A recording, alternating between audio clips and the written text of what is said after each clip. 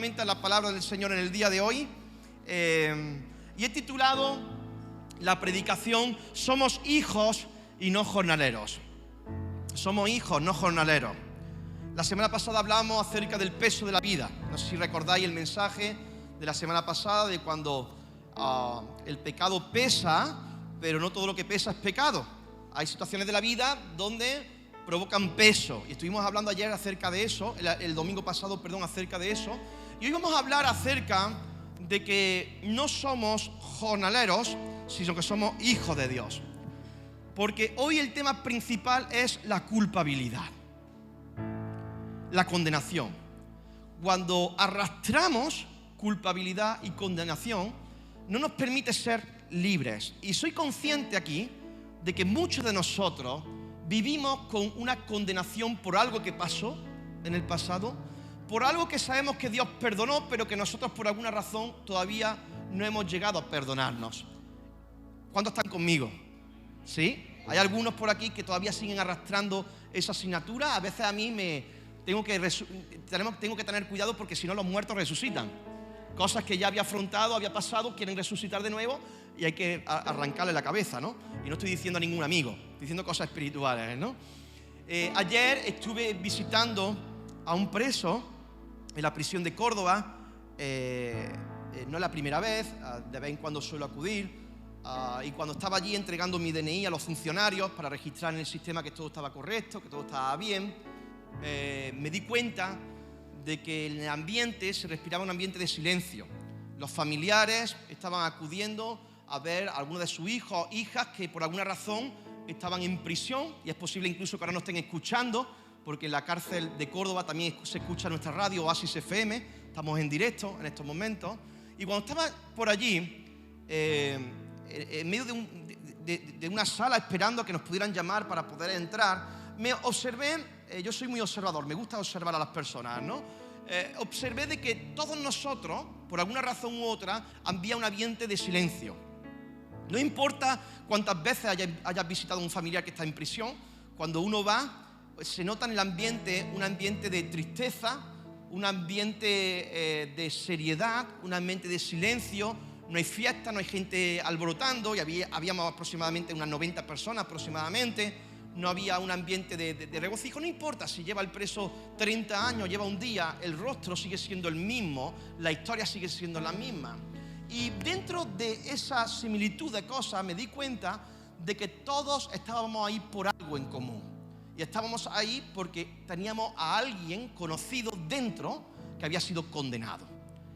En este caso, por un juez o por una jueza, le había caído una sentencia u otra, y todos estábamos allí porque de alguna manera u otra se había puesto una condena, ¿no? Y nosotros en nuestra vida podemos estar aquí fuera, pero también vivir condenados o en condenación.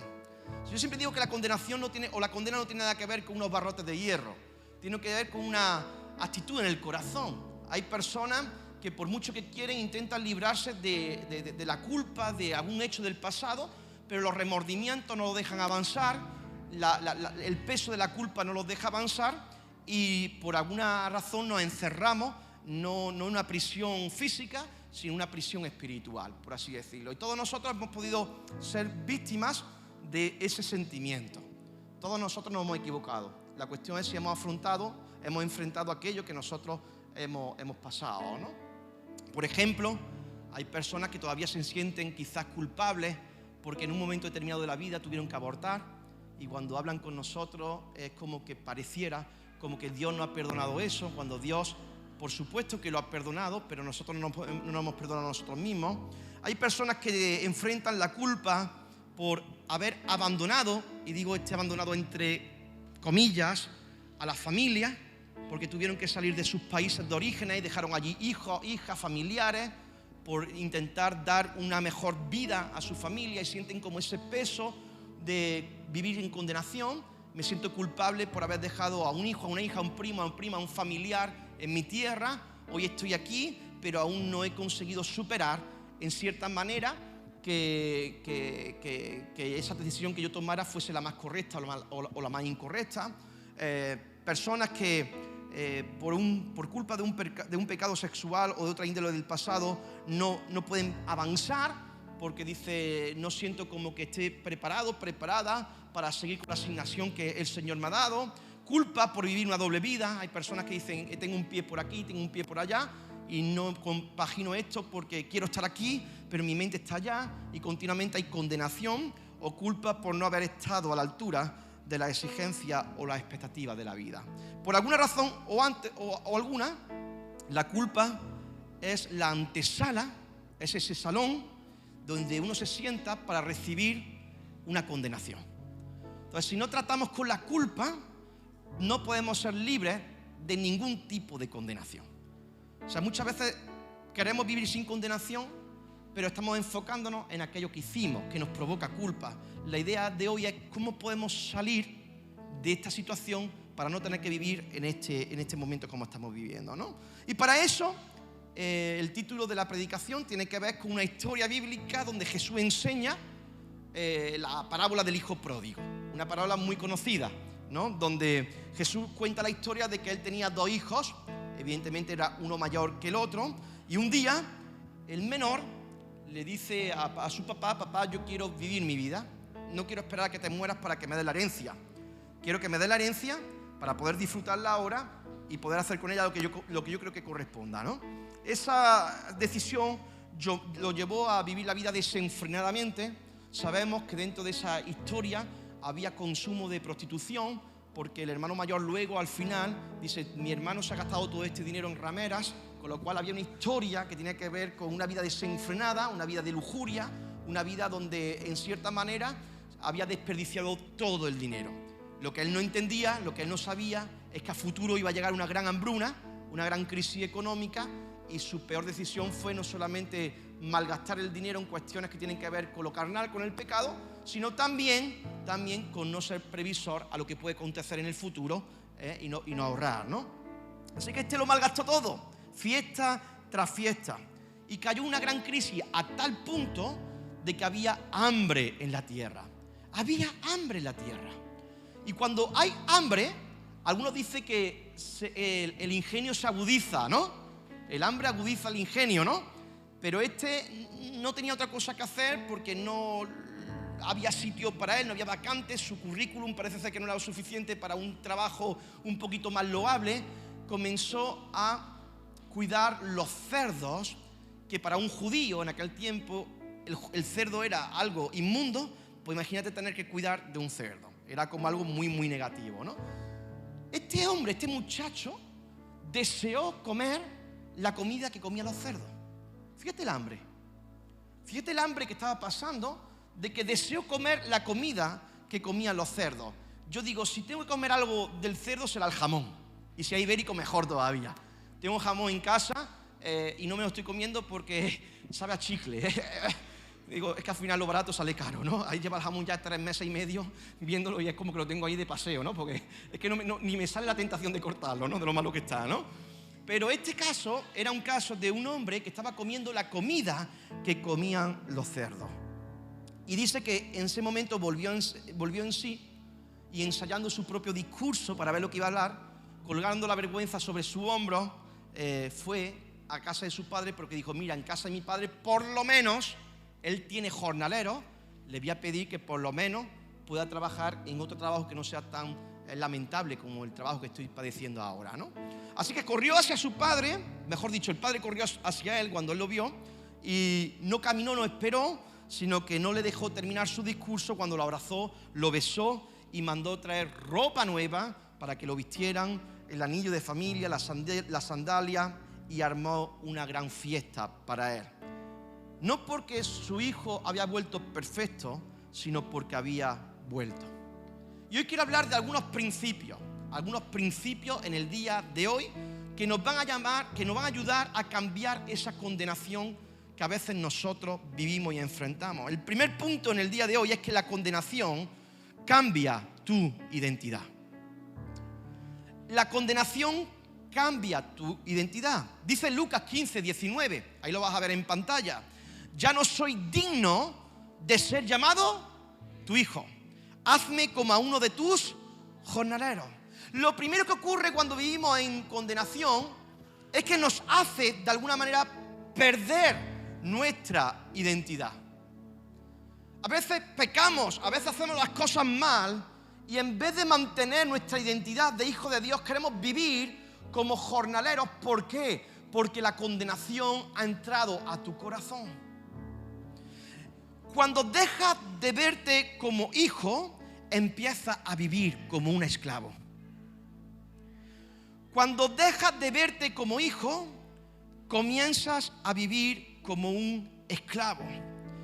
El amor del Padre, querida iglesia, no está basado en tu historial. El amor del Padre está sujeto a tu identidad. Cuando el Padre te observa, no te ve a ti como un jornalero, te ve como un hijo, incluyendo aun cuando uno está sucio y está abatido. Con lo cual, lo primero que hace el enemigo es intentar cambiar nuestra identidad en nosotros. Nos hace pensar que no somos tan válidos para ser hijos de Dios porque hemos pecado, cuando la realidad es que ninguno de aquí reunimos las condiciones para ser hijos de Dios, a no ser que haya alguien especial, único y diferente, que no haya comprado por sangre para ser su hijo, el mismo Dios encarnado. Cuando andamos en nuestras situaciones, la condenación hace que perdamos nuestra forma de ser, a tal punto que dejamos de congregarnos, dejamos de creer en el Señor, nos distanciamos porque pensamos que el Padre jamás nos volverá a recibir. Pero para Dios no eres ningún jornalero, eres su hijo. Su hijo. No permitas que algo que hayas hecho mal, algo que hayas hecho en tu pasado, te quite la identidad de que tú eres hijo, tú eres hija. ¿Puedes decirlo para ti? Soy hijo de Dios. No soy jornalero, soy hijo de Dios. En segundo lugar, el Padre no negocia contigo, te restaura. Algunas veces vamos al Señor intentando negociar con Él, ¿no? Y esta historia es maravillosa porque hay restauración cuando uno vuelve a la casa del Padre, pero tiene que regresar sí o sí. Dice el versículo 20 en adelante: y levantándose vino a su padre. Se levantó y fue. Tú tienes que levantarte e ir cuando sientas que tienes condenación. Dice: y cuando aún estaba lejos, lo vio su padre y fue movido a misericordia y corrió y se echó sobre su cuello y le besó. Y el hijo le dijo: Padre, he pecado contra el cielo y contra ti, y ya no soy digno de ser llamado tu hijo. Pero el padre dijo a su siervo: sacad el mejor vestido y vestidle, y poned un anillo en su mano y calzado en sus pies, y traed el becerro gordo y matadlo, y comamos y hagamos fiesta, porque este mi hijo muerto era y ha revivido. Se había perdido y es hallado, y comenzaron a regocijarse. Porque este es mi hijo, es lo que dijo Jesús. Este es mi hijo. Sí, que se había muerto, pero que ahora ha revivido, pero es mi hijo. Entonces, algo que nosotros tenemos que observar en esta historia es que el Padre no negocia con la restauración. No pienses que si tú vas a ir a Dios, Dios te va a encontrar de alguna manera u otra para condenarte. Va a tratar contigo para restaurarte. Toma tu vida y comienza a restaurarla de tal manera que comienzas a entender, primero, que tu identidad no está en juego. Pero segundo, importante, es que Él no negocia con la restauración, lo hace. El hijo corrió al padre para intentar negociar y el padre lo frenó en seco y empezó a decir: traigan el vestido, traigan el anillo, traigan, vamos a hacer una gran fiesta. Porque era el proceso de restauración. Él pensó que quizá lo iba a meter a un lugar de castigo. Sin embargo, el padre le está preparando una mesa para que disfrute de un gran manjar. De comer o de desear de comer las comidas que comían los cerdos, él pasó a: sé que voy a ser castigado, pero cuando vio que fue todo lo contrario, fue una alegría que se despertó en su corazón. Y no hay nada mejor que encontrarse a personas delante de tuya que te sitúan en el lugar donde tú tienes que estar. No te sitúan desde la culpabilidad, no te sitúan desde la condenación. Y qué bueno es tener personas que de alguna manera u otra interrumpen en nuestro discurso interno de merezco ser castigado, merezco ser castigada, y nos eleva al lugar donde Dios diseñó para que podamos sentarnos y disfrutar del manjar que el Señor ha preparado para nosotros. Necesitamos gente así, gente que entienda de que Dios no espera que te ganes el perdón. Él ya vino y preparó una fiesta y está esperando para que te sientes delante de ella. Así que no importa cuán lejos haya ido, la casa de tu padre sigue siendo tu casa. La casa de tu padre sigue siendo tu casa. Y quiero hablar del apóstol Pedro, porque el tercer punto tiene que ver con que la condenación no borra tu pasado, borra tu propósito. La condenación no borra tu pasado, borra tu propósito. Pedro negó a Jesús en 3 ocasiones. Y todos conocemos esa historia, o nos suena por lo menos, de haber visto a Pedro que estaba súper seguro de él mismo, pero que la carne le pasó una gran tristeza, ¿no? Que realmente negó a Jesús en 3 ocasiones, ¿no? Y cuando Pedro niega a Jesús 3 veces, lo que podemos ver en ese momento es que Pedro tiene tanta culpa, tanta condenación en él mismo, que piensa que el llamado, que la asignación que Dios le ha dado, ya había también sido borrada. No sé si te das cuenta, pero en la parábola del hijo pródigo hay comida por medio, y en la restauración de Pedro también. Cuando se da cuenta de que Jesús es el que lo está llamando, se lanza a la orilla, a nadar hacia la orilla, y se encuentra que Jesús había preparado unas brasas con unos pescaditos, ¿verdad? José ya está preparando las brasas para luego, ¿verdad, José? Ya están preparadas, ¿no? Fantástico. Menos mal que no somos ingleses, si no ya te queríamos irnos a comer, porque los ingleses comen a las 12, ¿no? Pero una de las historias para nosotros aprender es ese Pedro condenado. Ese Pedro que siente que de alguna manera u otra estaba fuera de las ligas mayores. Y si algo retumba en mi corazón en el día de hoy, es decirte lo mismo que le hubiese dicho a Pedro en aquel entonces. Jesús te sigue queriendo en su equipo. Jesús te sigue queriendo en su equipo. Jesús no te quiere lejos de su equipo. Jesús te quiere cerca y en su equipo. Pedro no volvió a las redes porque dejó de amar a Jesús. Volvió porque pensó que Jesús había dejado de amarlo a él. Pedro pensó que Jesús ya no lo amaba porque gritaba: soy culpable de esta rebelión, soy culpable. Y ese discurso de culpabilidad nos hace pensar de que Jesús nos quiere lejos en vez de entender de que Jesús nos quiere cerca. Y ojo, que todo esto lo sabemos de memoria, pero cuando vivimos la caída en persona, qué rápido se nos olvida. Somos rápidos para aconsejar al resto, pero cuando nosotros somos los que metemos la pata, qué difícil es sacarnos de esa mentalidad de condenación y de culpabilidad, ¿eh? Qué difícil es poder experimentar la gracia de Dios sobre nuestras vidas cuando hemos fallado. Pero la cuestión es que la gracia de Dios fue diseñada cuando fallamos, no cuando acertamos. La gracia de Dios está ahí para sacarnos de ese lugar. Porque la culpa no solo te aleja del altar, sino que te hace esconder tu asignación en esta vida. La culpa no solamente te aleja del altar, te aleja también de la asignación por lo cual Dios te ha llamado en esta vida. Entonces no solamente juegas con el alejarte, sino también estás jugando con el propósito de tu vida. Y tú piensas que ¿por qué estoy tan triste? ¿Y por qué estoy tan vacío? ¿Estás en la asignación que Dios ha diseñado para ti? ¿O estás no solamente lejos del altar, sino lejos de la asignación que Dios te dio? porque Pedro se encontraba lejos del altar y lejos de la asignación que Dios le había encomendado. Ahí tiene una conversación muy bonita, una conversación de restauración donde Jesús, Dios encarnado, le pregunta en 3 ocasiones si le amaba. Y Pedro le dice que sí, que le ama con todo su corazón.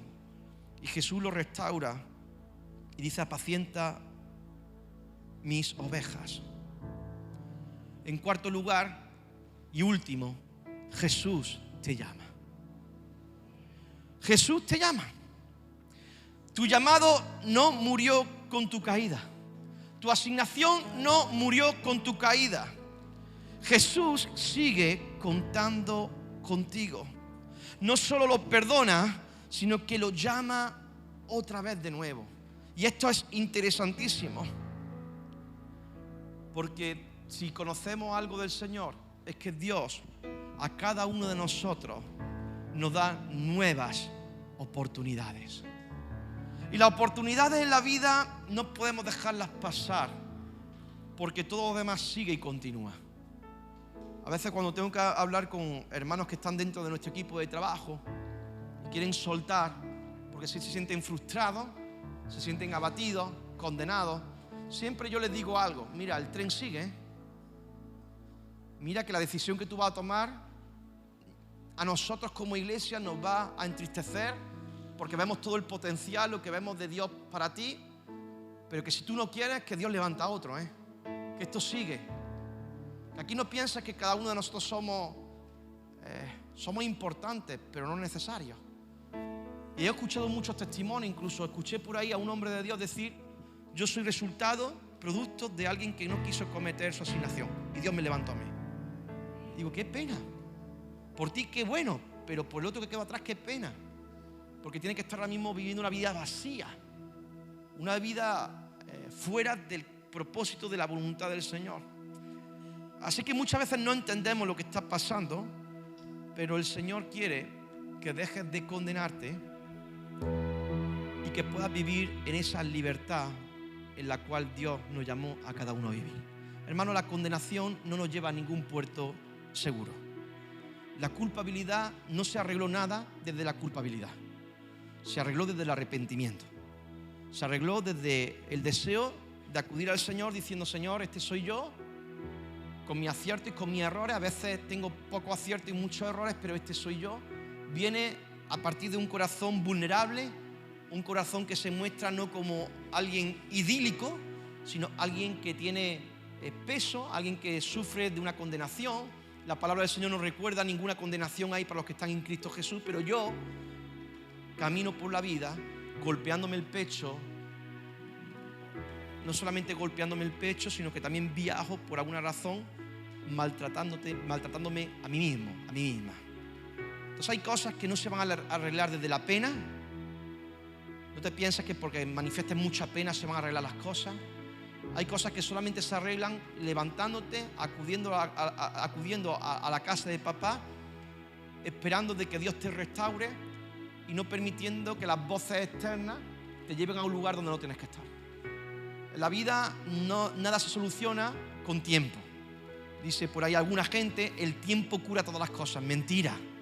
El tiempo no cura nada. Puedes estar en la misma situación 40 años como estaba el pueblo de Israel en medio de Egipto. O sea, en medio del desierto, perdón. O sea, el tiempo no cura nada. Lo que cura es tu capacidad de levantarte. Y si estás viendo miseria en ti, levántate y no sigas estando en un lugar que no te pertenece. Papá ha preparado mesa para ti. Papá ha preparado mesa para cada uno de nosotros. Y lo prepara incluso en medio de nuestros enemigos. Dice el Salmo 23: aderezan mesa delante de mí en medio de mis angustiadores. O sea, los angustiadores están por ahí, tú estás comiendo la mesa que el Señor ha preparado. Así de bueno es nuestro Dios. Así de bueno es nuestro Dios, que muchas veces incluso mereciendo estar en el camino de los angustiadores, nos toma, nos saca de ahí y nos pone una mesa con un banquete. Y ese es nuestro Dios. ¿Por qué es nuestro Dios? Porque nosotros no hemos sido diseñados para estar en un lugar equivocado, porque Dios jamás se equivoca. Nos equivocamos nosotros. Dios jamás se equivoca. Por eso es importante ver dónde estás y por qué estás. Quizás estás en ese lugar porque todavía no te has levantado. y todavía no has ido a casa de tu padre a decirle: papá, aquí estoy. No esperes castigo de parte del Señor.